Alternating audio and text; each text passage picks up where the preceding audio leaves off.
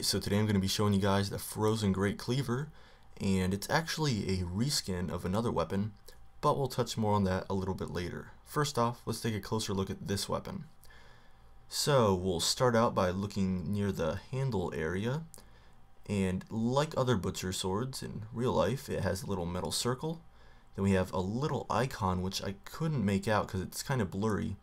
Same thing goes for the text. It would be really interesting to know what that said though.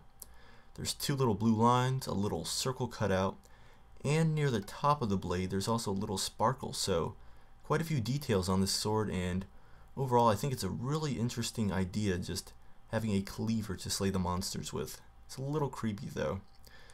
And the sword's main attack consists of 2 swipes, and as you can see they're pretty slow. And the charge attack is definitely one of my favorites in the game, animation wise. As you can see, when you slam the blade on the ground, a ray of like freeze light shoots up out of the earth. It's really interesting.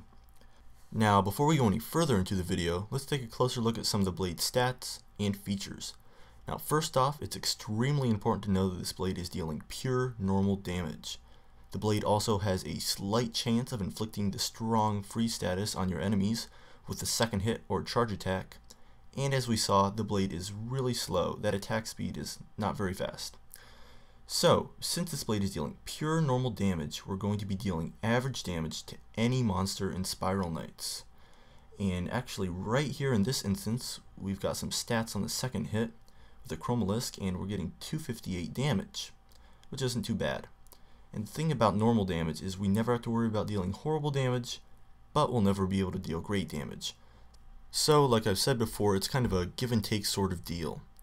And now let's take a look at this blade's knockback, and since this blade has a pretty slow attack speed, and we're assuming that it's heavy because of that, it only stands to reason that its knockback is going to be pretty good, which it is. And as you can see right here, when we hit this guy, we are really flinging him backwards, and it's actually pretty helpful. Now, if you're thinking that some of this information sounds pretty familiar, it's because it actually is.